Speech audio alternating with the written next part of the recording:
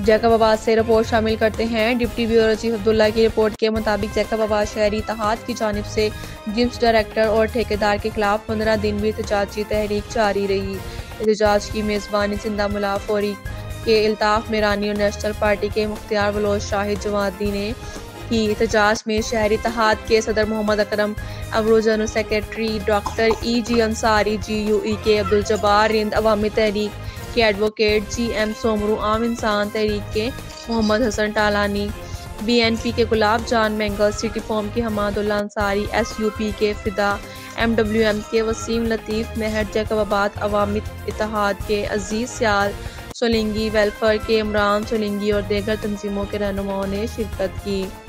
मुख्तलिफ पार्टी के रहनुमाओं ने अलग अलग रैलियां निकाल कर डायरेक्टर हटाओ के नारे भी लगाए और रहनुमाओं ने कहा कि मनी आगा खान जिम्स को तबाह करने वाले अब्दुल वाहिद टक्कर को हटाया जाए।